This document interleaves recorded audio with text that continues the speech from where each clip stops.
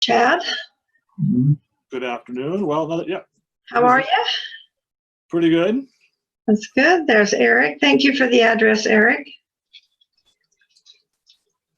Can't hear you. Muted. I just got on. What were you asking? Thank you for the address. Oh, you're welcome. I'm glad you wrote it out. I never would have been able to spell it.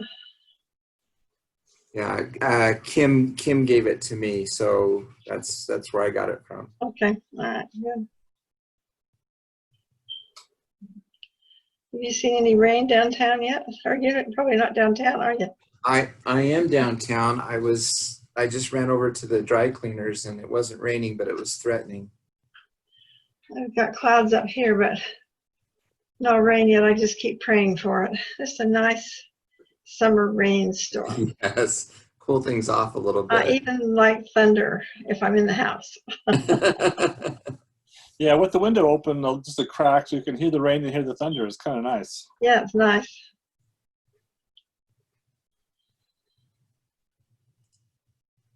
Is Bruce home? He is. He's looking at the obituaries in the paper. His cousin passed away, Earl Mazer. Oh. And so he was just... President Bruce to you, Brother Eric. What? President Bruce. President Bruce. It's like I call our bishop, Brother It's Bishop. easier for me to say Bruce than it is to say Pat. Is it? Oh, okay. Don't know why that is. I don't know either. So how close were Bruce and Earl? Quite close. We've worked with Earl the last few years on reunions, and we went on a trip with a bunch of the Mazers to Germany a few years ago, actually quite a few years ago. And Earl and Sandra went with us, and so it's been... You know Earl? No, just from what Sister Lake said. Yeah, he's a great grandson of Carl G. too. Yeah, a good guy. Yeah, he was. He was in the veterans hospital. Oh, was he when he died? Veterans something. Hmm. But there's the big hospital, or I don't know. He had Parkinson's disease. Hmm. That's a death sentence. His wife has cancer, and she was expected to go before he did. Wow. How old was Earl? Pardon me? How old How is old he? was Earl? He's a year older than I am, so he's 86. Yeah. How long have you been doing Mazer reunions? Oh, quite a while. We didn't have one this year, but they've had quite a number of them. They've been down in Provo, and they had this big get together in Dresden a few years back, and Yeah, we've had them yeah. often enough to know who's there and who isn't. Yeah. Hi, Bjorn. Hello. How are you? Good. How are you? Good, yes. I haven't participated yet, but I'm a descendant of Henry Grow. Oh, he was the architect, wasn't he, for the tabernacle? He was a bridge builder. Right. Yeah. And Matt Grow, who is the managing director for the church history department, is also a descendant. Matt was one of my students at Brighton Seminary. Oh, was he? But they've had fairly regular reunions, although I haven't attended yet. But this year they were going to do one in Grow's in the family birthplace in Germany. It was actually the same time we were supposed to be there. That's not a German name. I think it was Graf, Sure. and it got anglicized to Grow. To Grow. How do you Okay. spell it? GRAW is the German version. GROW is the English version. OW, okay. Yeah. Because GROH is a German name. Yeah, and I think that's one of the alternative spellings. The family came to the U.S. early on. They were in the Philadelphia area for a long time. I mean, pre-revolution era. So. Well, he was ingenious in designing that building, wasn't he? Yeah. So you'll appreciate this, President Sister Lake. Apparently he wasn't a great husband to his plural wives. Oh, really? So my grandmother, along with I think all but one of his other wives, left him, and my grandmother married Matthew McCune. Oh, you know, Our son-in-law's name is Not your Matthew. Matthew McCune, but probably a relative. And they settled in Nephi. So that's why. did the Matthew McCune that she married serve a mission in India? I don't think it was the same. The one that served in India built the mansion up here on the hill, Yeah. right? Right. Mm-hmm. Yeah, I don't think it's the same one. Yeah. In this current LDS Living magazine, there's an article about women who've made history in the church, and one of them was Elizabeth McCune, who is, I think, a wife of this Matthew who built the mansion. Right. Hmm. So what's the word from the museum? No plans yet to reopen. They've sent out some questionnaires about how would we feel comfortable and would we want to change to another day, and you know, how about doing the spotlights and things that we do in the museum, would we feel comfortable doing that? But nothing, you know, yet about opening. Bjorn's eating his dinner. Yeah, I just brought Bjorn his dinner. I am. Was that your wife that brought your dinner to you, Bjorn? No, that was my son. Oh, but your wife cooked it? My daughter. Oh, your daughter. Yes. Well, that's nice. Yes. As long as you didn't have to, that was nice. Yes. Yeah. Well, where is everybody today? Noticed that I think there was something like 5 people that actually registered that they were going to join when I put it on Facebook. Now, what is it next week that you're doing it at Sylvester's? No, that was my attempt to. Facebook said that if you put a location in, then it would use the time zone of that. It wouldn't show the place, and then I couldn't get rid of it. I guess I'm a neophyte when it comes to making events within Facebook. Oh. It's easy to mess that up. I've done that many times. So it really should show the time zone of the person observing it, looking at it. Yeah, it said something like 5 a.m. for you. Yeah, but I mean, it still didn't work out, even though I chose the location in Utah. So because it told me at 12 o'clock my time that, or an hour before that, the event was about to start.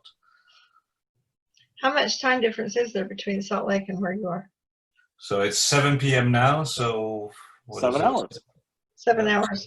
And then 8 o'clock in Holland and Germany. Yeah. Uh-huh. On the continent. That's more than the difference between Brazil and us. Brazil shouldn't be much of a time difference because they're in the same, east-west thing pretty much. It's 4 hours, I guess. 3 hours. 3 hours. Yeah. So they're ahead of New York by 1 hour then. Mm-hmm. Yeah. Yeah, it's a long distance, but it's north-south, not east and west. That's right. That's right, yeah. If you go to New York and take a straight line down, you'll come to Santiago. So in Japan right now, it's 3 in the morning tomorrow. Did you see Brady Hanson's post on our Facebook page that Kent Hatch and his wife had the baby? Yeah, we did. I did see that. Well, Teresa said, I saw somewhere where one of your missionaries had a baby. I said, yeah, that's right. And she said, Well, we were just talking to Kent last week in our call, right, about Yeah. Right. her getting ready, and so Brady posted 4 days ago that Angie had a baby girl. So, Teresa said, does he know how old he's going to be when that baby goes to college? he probably doesn't want to think too much about that. No, no. It looks like the name is Kiera Lynn Hatch. I think Kent told us that last week. Is it Sierra with an S? Keira. Oh, Kiera. Okay. Haven't Yeah. heard that name. It's bad enough for those of us whose kids are still teenagers to think about where they're going to be, how old we're going to be when they get old. But I think we're going to wait till I'm 60 to get pregnant. So we're going to wait a while. Yeah, it'll be quite a while before you get pregnant, Eric. Kent's not on Facebook, so that's why Brady posted it. Okay. I've got to check that Facebook page more often than I do. are you There are more important things. are you like a friend of it or whatever the term is for those groups? If you're a member of it, it should be posting. It should be telling you when there's updates to it. Yeah, he's a member. Eric, does Stephanie work in the NICU department at the hospital? Yeah, she has a split assignment. So she works in the NICU, and then she's also a case manager in they call it ICS. It's the oncology unit. And that's a primary. And what does she do at the NICU? Nurse or? She's a nurse. Yeah. So it's okay for you to visit her at work. No. No, what I mean is, Oh, if you're there, it's because you're there to see her. I don't want to see my wife at work. right. She's in the cardiac ICU. Right. Ask Stephanie if she knows a girl by the name of Rachel. What's Rachel's last name? Sorensen. Okay. She works in the NICU also. I think this is her first year there. And she just went on leave to have a baby. Okay. Yeah, Rachel Sorensen. she had her baby. And her dad used to be our bishop, and he and his wife just got back from, well, a year ago, they got back from a mission in Russia. He was president of what was the name of the mission? No. I can't remember the name. Where they have the Olympics is where he was mission president. Oh, so down on the Black Sea. Yeah. Yes, on the Black Sea, yeah. That'd be interesting. So when we were all in Germany, the thought of a mission in Russia was far removed from our mind. Yeah. That's right. When I was a kid, I was afraid that I was going to have to go on a mission to Russia because they were the enemy. Yeah. And then, when I became more closer to mission age, I said, "No, that's not a worry," and I ended up with the place I wanted to go. But how times have changed. That's Well, for President sure. Lake, when did you think it even a possibility that we'd have missionaries in East Germany? Oh, Well, when we were there in East Germany in 1987, if you had told me that in 2 years that wall would be down, and you would have been a liar or a dreamer. we hadn't been home very long when they made the agreement to let missionaries go out of there to other countries. And some come in. But did they come in then? Yeah, they came in at the same time. Did they? Okay. So what were the circumstances under which you were there in 87? We were invited by the area presidency and others in Salt Lake. Elder Rinker. The Rinker was in charge of it. But it was a pretty high up decision to do this. The missionary, the state missionaries in East Germany if you were an investigator, you would have to study the gospel for about 5 years before you'd be ready to join the church. And so they did have some baptisms once in a while, but not very many. So they asked us to go into East Germany and teach the stake missionaries the missionary discussions, so they could speed up that process. Well, and they had hundreds and hundreds of referrals from the dedication of the Freiburg Temple. Yeah. They had 12,000 of them, as a matter of fact. Yeah, and they didn't know what to do with them. I could see that in East Germany they would want them to have a PhD in the gospel before they would let them get baptized, just from a cultural perspective. Yeah. Yeah, well, it was a great experience. We took our assistants, and a couple of times we took Teresa, and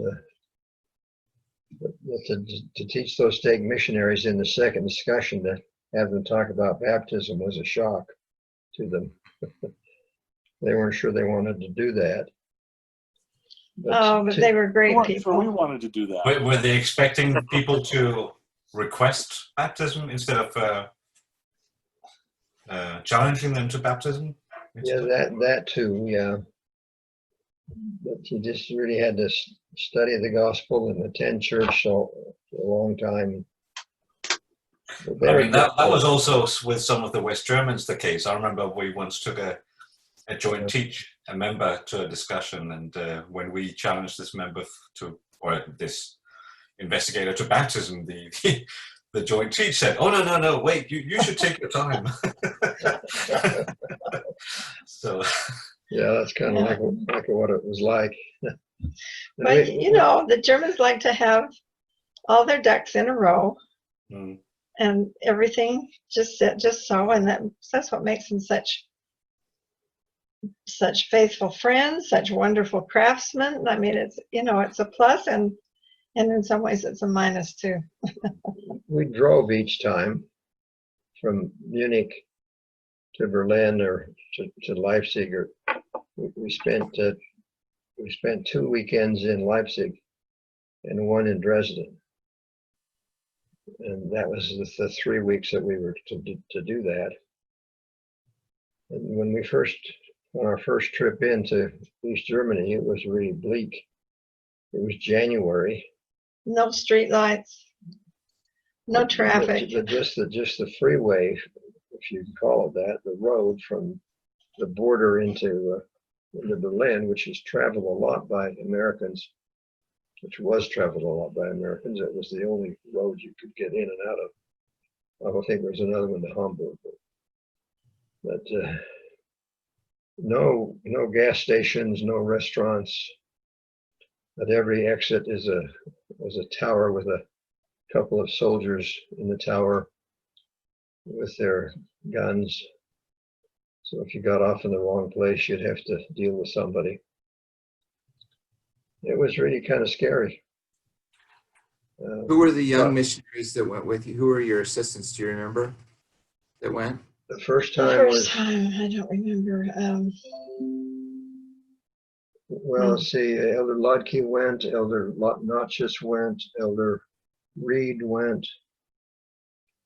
The last time, they would only let us take Elder Notches, so no companion. So he slept in the hotel by himself, kind of wondering what am I doing here? But it was a great experience to do that. My father served a mission in that area, 1927 to 1929, and there were a couple of families in Leipzig that had pictures of my dad, and I was able to hook up with them and see those pictures. It was really interesting. your father was on a mission in Germany. Your father? No, my grandfather, my German grandfather was on a mission Was he? around that time as well. Yeah. What was his name, Bjorn? Last name is Mensen, Menssen. So that's although I that's claim that I'm Danish, the- my mother was born in Germany, and so on that side of the family, I think I'm a fourth generation member. But MENSSEN is more of it going to be a Danish name anyway. No, it's actually originally from the Frisian Islands, or so my aunt tells me.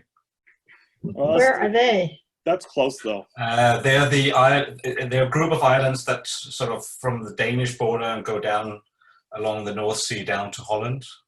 Oh, okay. So one of Bjorn's cousins, who's a Menson, Sven, we were in the same ward in Saratoga Springs. Oh, is that right? In fact, that was the first time I saw Eric since my mission, because my family and I came over, and one of our stops was at my cousin, and my cousin then told me that Eric was his bishop. Isn't Poor that guy. interesting how small the church is? We just had our granddaughter and her husband buy a home in Saratoga Springs, Eric. It has grown immensely since I lived there. Yeah. So when you lived there, what was there? So, well, to give you an idea about kind of in church terms, I moved from Lehigh to Saratoga Springs, and at the time I lived in Lehigh, I was in the Stake Young Men's presidency.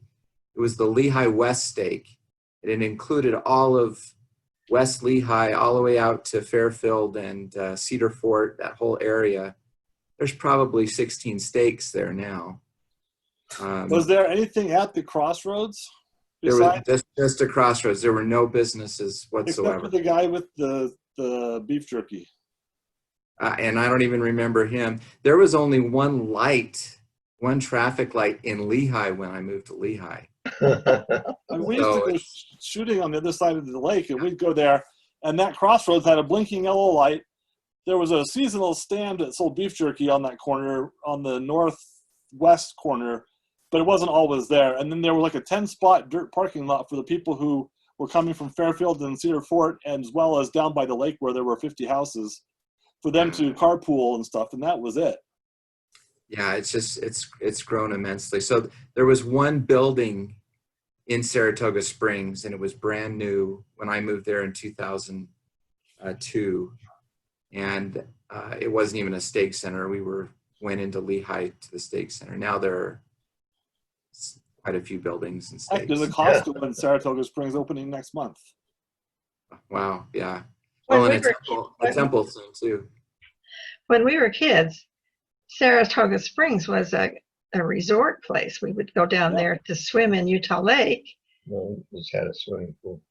Oh, was it Yeah. just a pool? Okay. Yeah, there was a hot springs and pool. But it was Hot just springs, kind yeah. of a hangout place for teenage kids. Wasn't there like a boardwalk and stuff too? Because when I was at BYU as a freshman in the 80s, that people. I don't remember Boardwalk, but there could have been later, and that was after I. Okay. I think we went out there just 2 or 3 times as kids, but we did go. Yeah. And, it was called Saratoga Springs, and it was probably as big as our piece of property right here. Yeah, I think there's been a resort there since the latter part of the 19th century. That swimming pool is still there, isn't it? Oh yeah, it was part of well, there's additional swimming pools now, but the original one was redone. That was part of our homeowners association. We lived right by the pool. So you lived on the lake then, basically in that enclave that they had started building there. Yeah, so we were in the first phase of development there. Yeah, okay.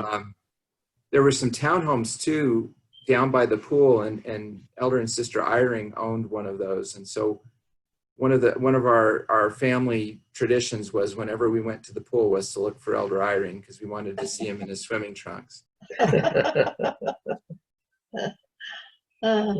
He liked our meeting time for the second ward better than the ward. He was in the first ward, so he would often come to our meetings, which was always made everyone made us as a bishopric always quite anxious. He was very sweet and accommodating. And yeah, he would be. I remember one time I had gone to a history conference in the Midwest, and my other counselor was out of town. So Brother Harris was the only member of the bishopric there, and Elder Eyring came on that day. And so Elder Eyring went to the stand and sat with Brother Harris. And it was summertime, and our scouts had just gotten back from summer camp, and there were some twin boys that were deacons, and one of them had not hydrated properly. So while he was passing the sacrament, he passed out. Oh. And Darren, my counselor, Darren Harris, who's now in a Tongan state presidency in Utah County, he was panicking what to do as this deacon lay on the floor having passed out. And Elder Eyring just patted him on the leg and said, "It'll be all right, Brother Harris. It'll be all right." So when the full bishopric was there and Elder Eyring would come, would he normally come sit on the stand, or would he just sit with his family? No, he would come to the stand. I know, when I've been in wars where they've had people like that come because of family or other reasons, they don't like to have any attention brought to the fact that they're there. Yeah, my understanding was it was because he was the presiding authority. Yeah. But he was very sweet. I traveled with him on one occasion to South America, spent 2 weeks with him. That was a great time. He's a great soul. I understand his ancestors come from Coburg, which was my Right. first. I've heard that too. Yeah. Hmm. Yeah. So when you were in East Germany, you met in Leipzig and where in Dresden? Dresden. Mhm. Dresden. Mhm. And you just met in meeting houses there? Yes. Uh-huh. In Leipzig, they had a beautiful steak center. Okay. That's what I was going to ask, is if the meeting houses if we would recognize the meeting houses like anywhere else in Germany. You would recognize that one. The one in Dresden was an old building that they had been in for years and years, and they were about ready to dedicate a steak center, but they hadn't done it yet. So we met in this older building, and Dresden at that time in 1987. The only building downtown that had been restored was the Opera House. Beautiful Opera House.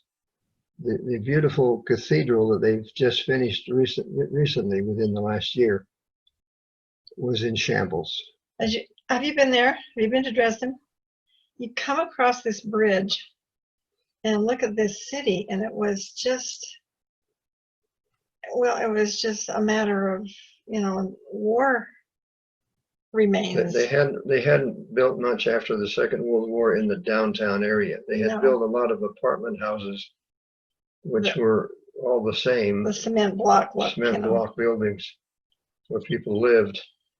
We were there, 2 years ago in Dresden? Beautiful city, isn't it? It is beautiful. The downtown. Yeah, it's a gorgeous city. It was the Paris of Europe before the British bombed it, and they've restored it old. It looks like it used to look. That's beautiful.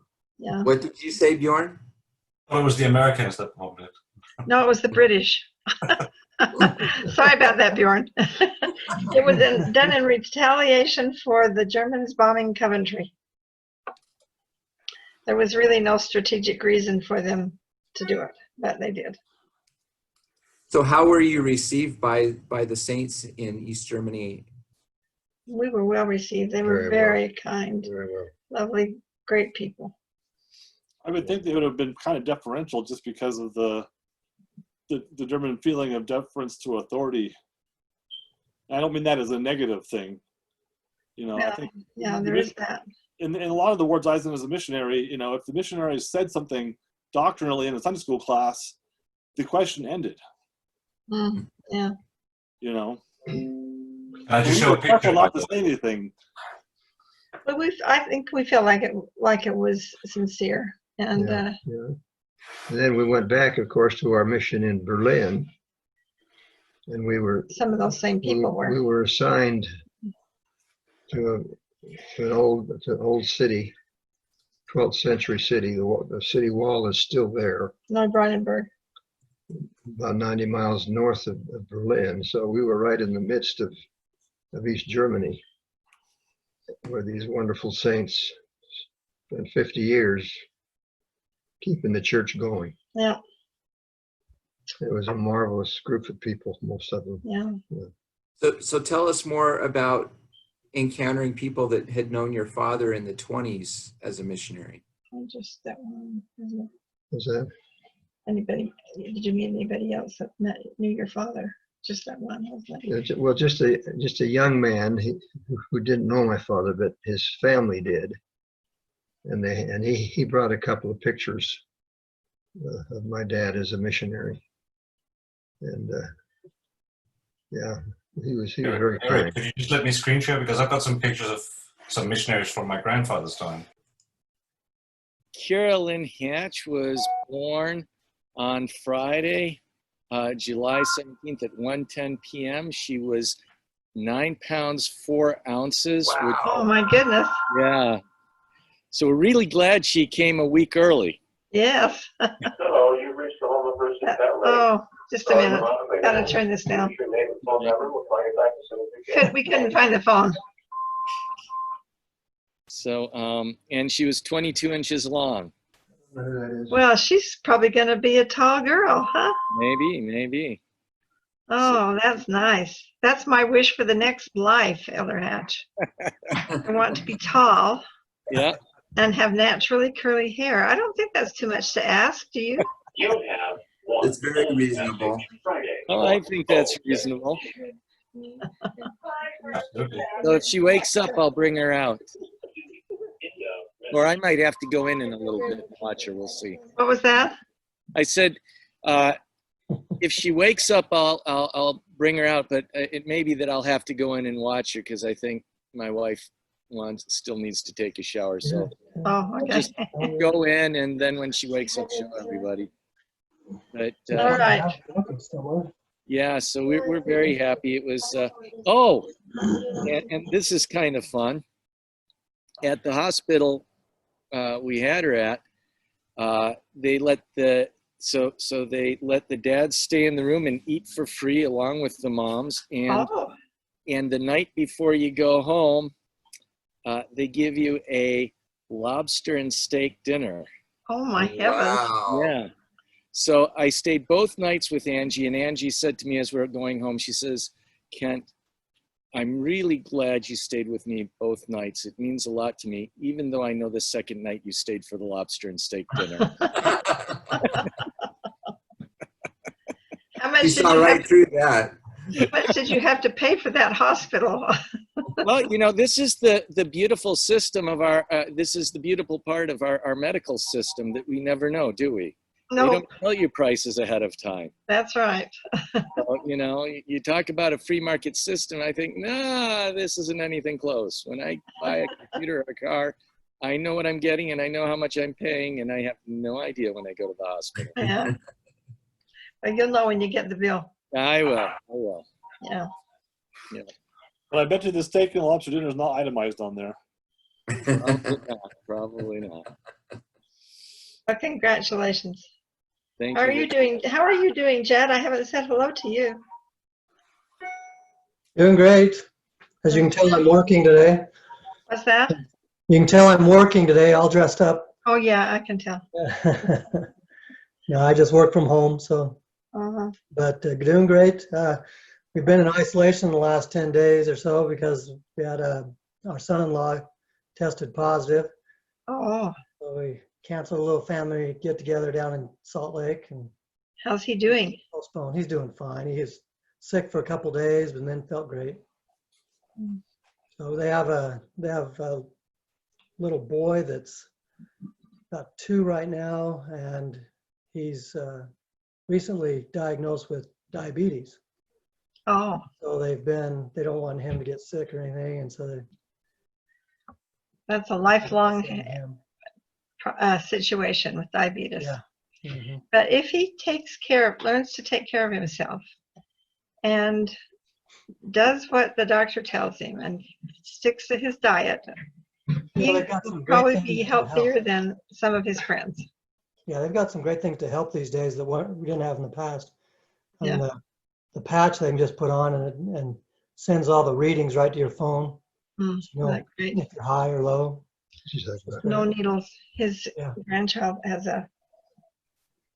been tested for or diagnosed with diabetes. So, but we're doing great. That's Just good. enjoying 100-degree weather up here in Idaho. Yeah. Well, down here is cool, so Kent, where are you at? I haven't seen you forever. Yeah, I'm in Long Island. Yeah. And what are you doing these days, Judd? I'm an attorney. I work for a company that's out of Boise. Hmm. I just work home every day, do my work online. Oh, that's great. That's True marvelous. line there. Judd, didn't you go to high school with our daughter Susie? I did. Yep, Yeah. we were in the same grade, and Yeah, that's what I thought. And weren't you? Who's the family that you lived with? the Blakesleys, if you remember Jim and Jane Blakesley. Blakesley. Okay. I couldn't remember the name. Yeah. Okay. Where's Susie these days? She's fine. She lives here in Salt Lake, and she works in a State Farm office. She's kind of the office manager, and they have 4 kids and 3 grandchildren, and so they're doing fine. Yeah. Tell her hello. Was Stan the same year as you, Judd, or was he a year ahead? He was a year ahead. What's that blue line on the screen for Kent? sun reflection. Oh, There, yeah. Oh, There was a blue line going right through your face. Blue lines matter. Is that how it goes? something like that. So is that better now? Yeah, Yeah. it went away. It's gone. It's gone. Hey, I have a book to suggest to all of you to read. I just finished it. It's called White Fragility. I just heard about this. Have any of you read the book? Yeah, I've read it. Have you? What did you think of it, Eric? It was very insightful. I mean, it's hard to read because it forces you to see things about ways in which you've supported systematic racism that maybe you hadn't thought about before. So Yeah, exactly. It gives you a lot to think about, doesn't it? it really does, yeah. And I didn't. like her approach. I've listened to her, the author, speak and do some interviews, and Oh, have you? I like her approach. I like the way I like her research, and I like the way she presents. Mm-hmm. But it's hard for us white people to hear. That's Yeah. for sure. And it's not an easy read. I agree with you, but it's well worth your time. We got ours off of Amazon. We couldn't find it here in bookstores, but anyway. I bought the hard copy, but I also bought it on Audible, and I think she's the reader on it, so I really enjoyed the Audible version. I Well, bet that would be good. Yeah. I'm due to buy a couple of books on Audible, so I guess that'll go on my next list. You got some credits you need to use? I do. Yeah. So that'll be good. Teresa said she'd try to come on for a few minutes today, but she hasn't made it yet. Did you say it's 4 hours later?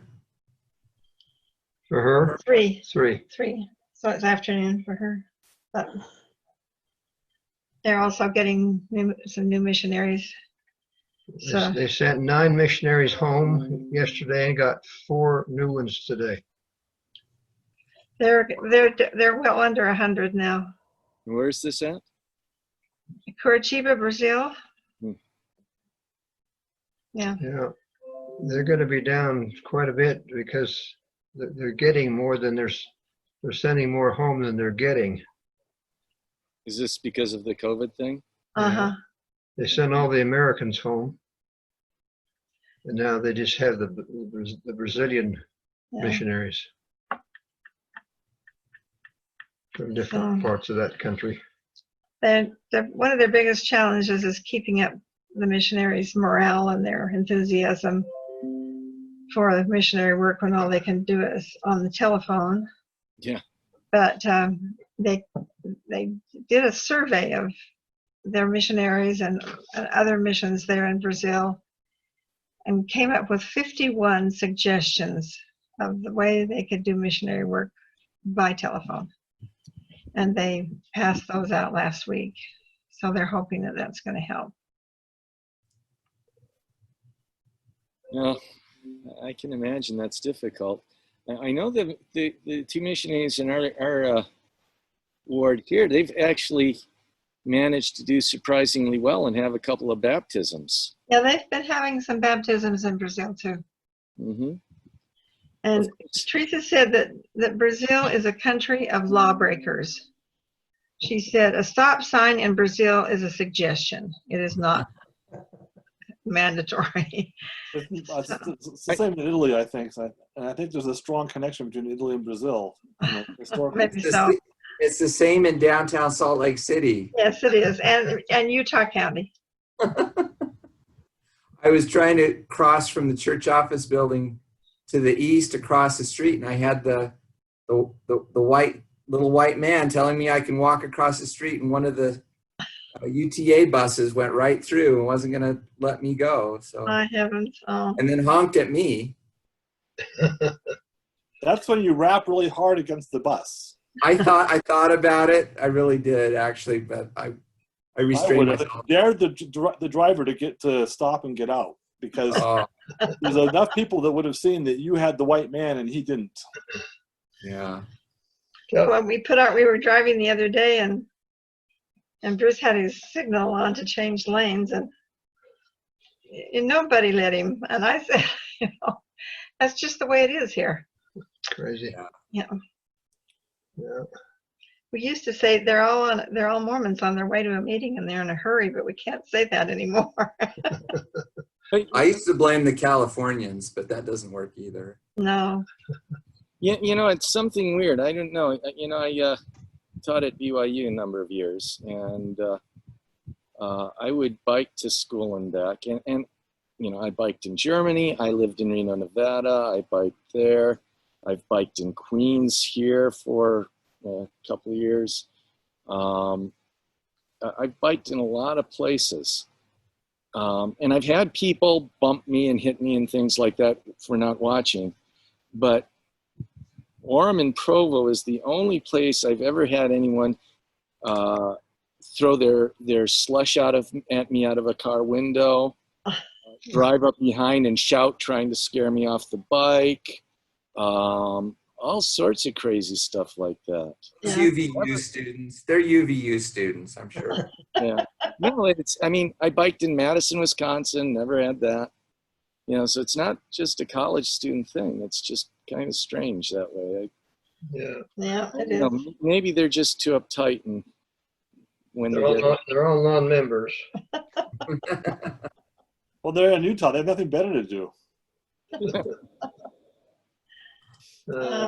In terms of actual driving, I don't know about driving in New York, but driving in Boston, I think, is a lot more stress-inducing situation than driving anywhere in Utah that I've ever been in.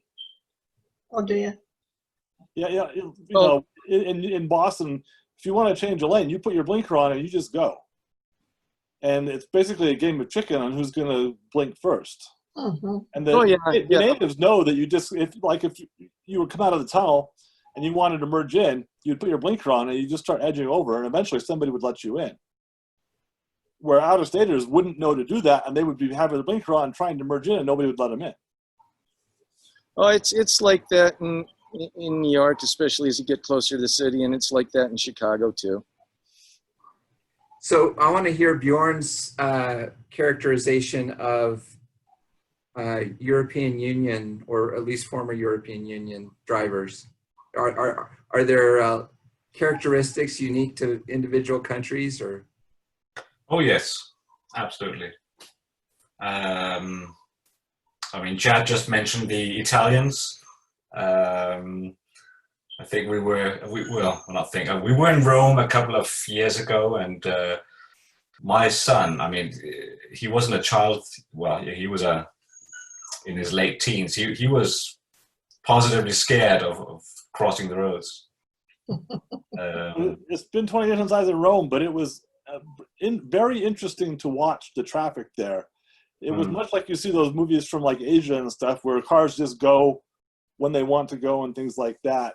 With a little bit, maybe a little bit more order, but it was interesting. I heard in France that you don't put your parking brake on because people will park by pushing you out of the way. Right. I certainly remember in Rome again there that cars were just parked all over the place. They, official places to park were also seemed to be a suggestion rather than this is where you must park. In the UK, they're actually, I was very pleasantly surprised when we moved here because they're very, well, when I say courteous, I mean, what I mean is by that is they'll give you a chance to get out if you're coming from an exit or something like that. And if you take it, then they'll let you in. But on the other hand, if you don't, then they'll pass on, at least in the south of England. Speaking of Italy, my mom was there with my sister and brother-in-law and my grandmother and stuff, and they rented a car, and they were south of Rome down into Sicily and stuff. And they were sure that they were going to get dinged by the rental company for scratches and bumps and things like that on the car. And the rental company was just grateful to get the car back, and they didn't care. Hey, you didn't take it to a chop shop. We're thrilled. That's basically what my mom said it was like when they got back, because my brother-in-law is not the best driver, and it had a bunch of dings and scratches and scrapes on it that weren't there when they took it, and they just took the car and didn't charge him anything and had the attitude that they were glad to get it back. That's funny. So what are Danish drivers known for? I'm not sure whether they're known. I mean, there are not that many of us, so there's not that much to be known for. So when I was in Denmark, nobody waited at the lights to cross the road. They just crossed if there was nobody coming. Yeah, I mean, actually, that's a very big difference between the UK and the other European countries. I mean, in most European countries, it is illegal to cross if you're a pedestrian, if there's no white man or green man or whatever. But in the UK, that is not illegal. And I've seen policemen or women cross the roads, even though there was a red man. It's not against the law.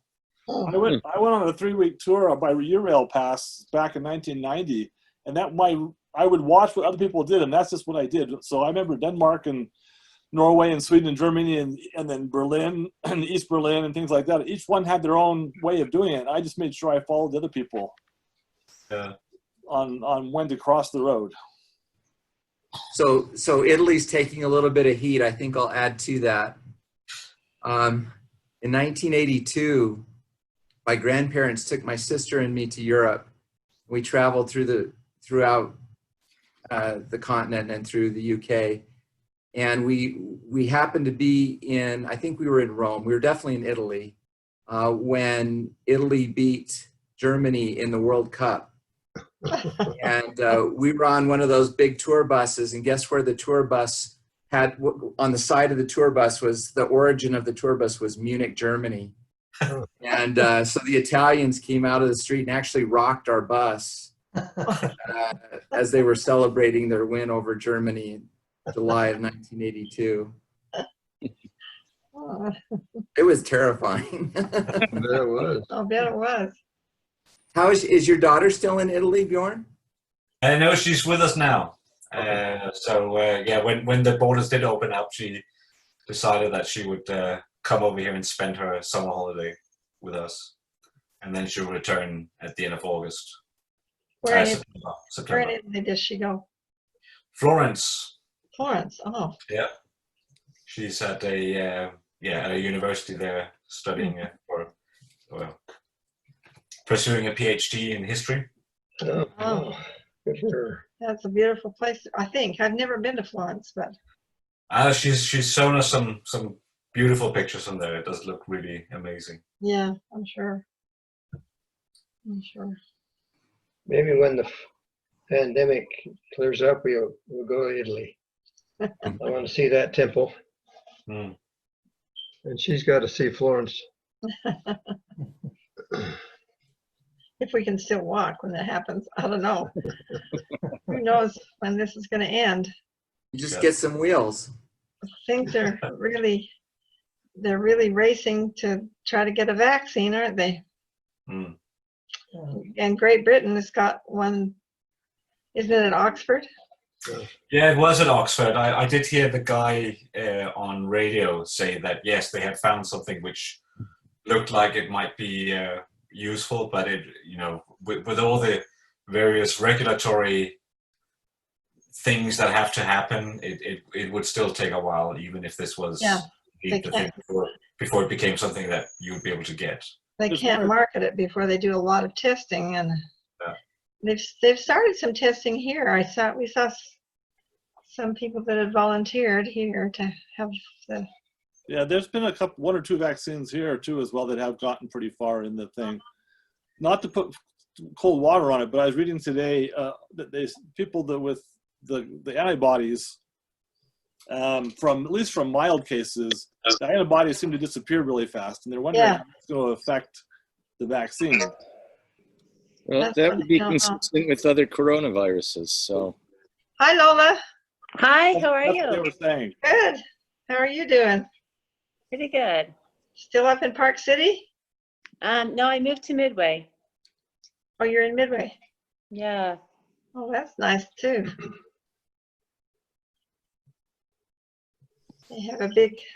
They have used to have a big festival there in the fall in September, but I don't suppose they'll do it this year, but Yeah, Swiss days. Swiss Swiss days, yeah. days, yeah. German days. Yeah, it's kind of fun seeing the Swiss flag everywhere and German-like, Swiss-like Yeah. decor. Do they still have that German restaurant there in Midway? I'm trying to think of which. I'm not sure. Do you know what it was called?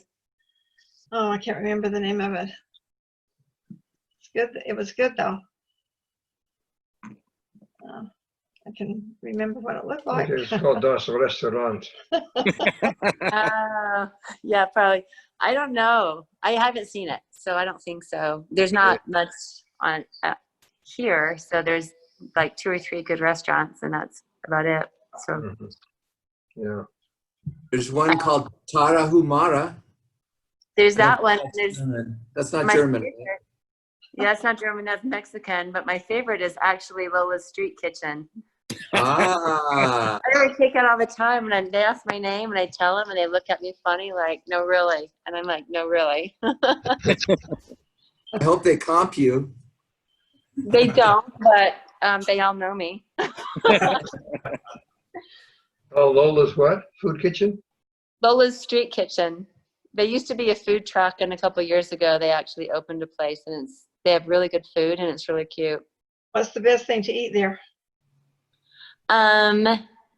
It's hard to say. There's a lot of good things. I'm gluten-free, and they have gluten-free chicken and nug salad, or gluten-free nugs and peach and nug salad, I guess. That's probably my favorite. And they also have like an ahi tuna salad that's really good. They have really great burgers and sandwiches. They just have a nice eclectic variety of things, but it's all really good quality, but not over the top expensive. Mhm. Oh, I'll have to try it. Do they do takeout? They do. Hmm. Well, we'll have to try it. We tried to do takeout on Friday night. That's my rest from the week of trying to figure out what to cook for dinner. And so Hmm. on Friday nights, But it's kind of a long way to go to pick it up. yeah. Oh, It well, is. it is, but you know, this time of year, it's a nice drive. Are you guys still staying away from people, family and people?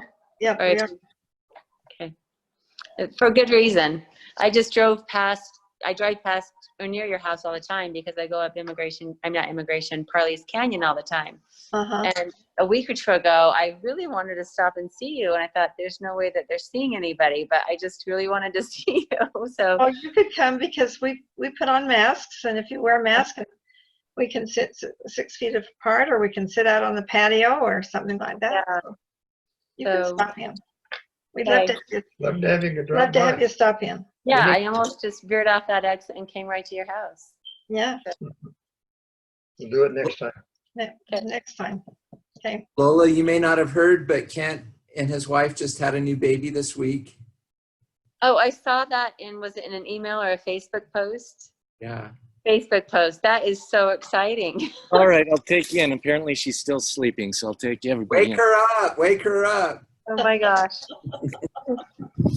You never wake a sleeping baby. No. Okay, I'm going to put on don't laugh, but I have my rose-colored lenses. I had a kind of serious bike accident in early May, and so this is my new apparatus for my concussion. Ooh. Do you mind if I go to share screen for a minute? Please do. All right, here we go. Let's see, share, there we go. So I don't know, can everyone, okay, so I'm going inside now. I'll just turn on the light here.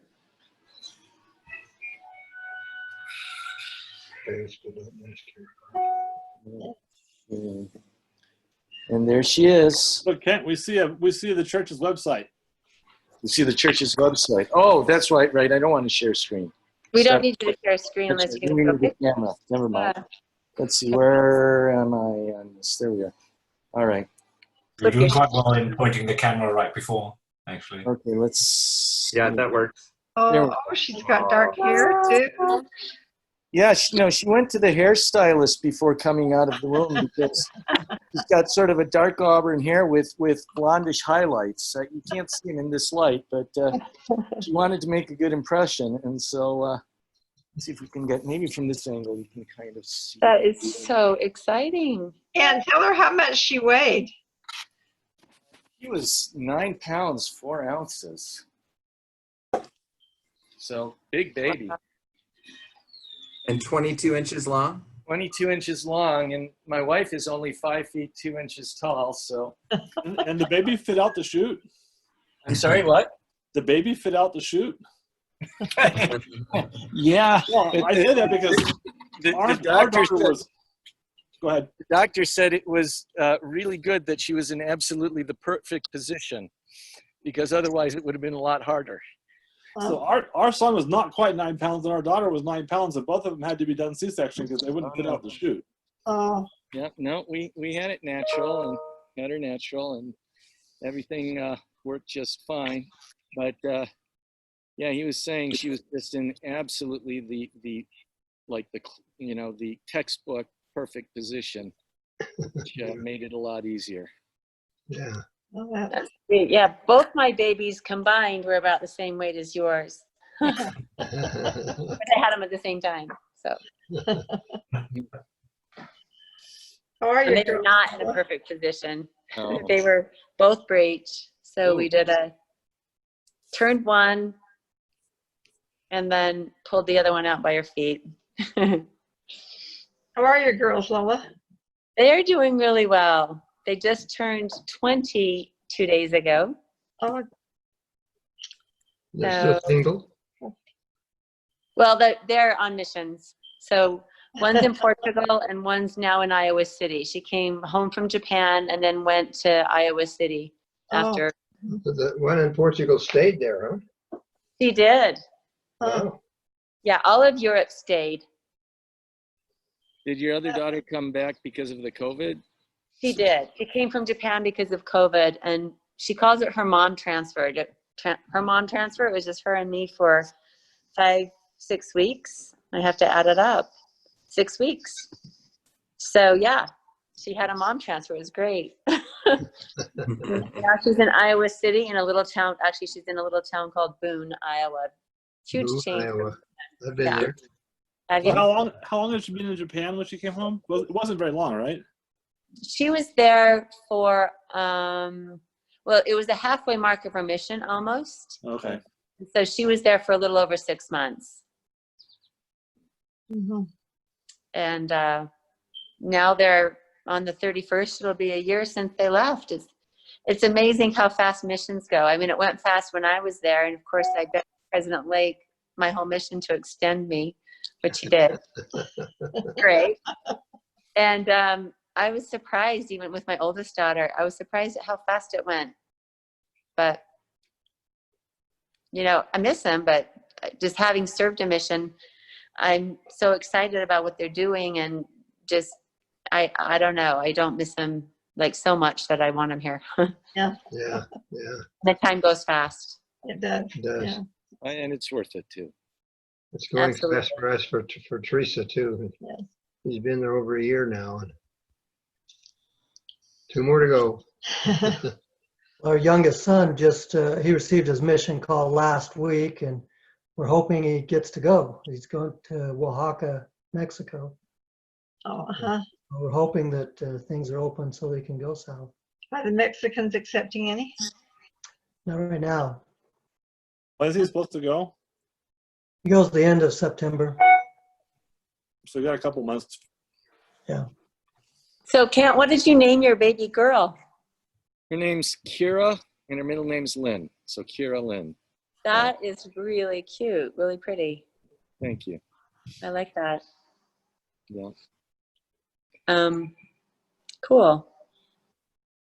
Thank you. Yeah, we're pretty excited.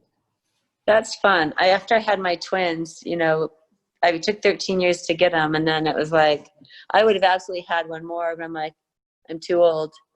And that was pushing 40, but it probably would have, it took me 13 years to get them, and I didn't have another 13 years to try getting another one.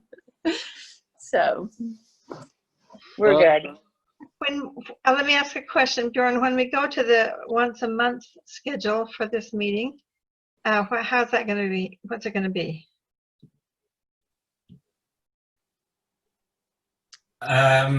Good question. What do we want? Well, I mean, is it going to be on a particular week every month, or what? What would you recommend, Sister Lake? I don't have any recommendations. I just want to know. You guys are the bosses. We could go the first Wednesday of the month. Let's do that. Yeah, that sounds I good. would put it in the middle. If you're going to go to once a month, put it so that it's not really the next Wednesday after the last of the weeklies. It'll be Yeah, easy to remember, though. But yeah, the first Wednesday, that'll be something easier to remember, though. Yeah. I think so. I agree. I I agree. don't know if it's any easier than saying the second or third Wednesday of each month. But It is. It is. You It gotta, is, because you have to figure out which is the second Wednesday. But once you're in August and there's a Wednesday, it's it.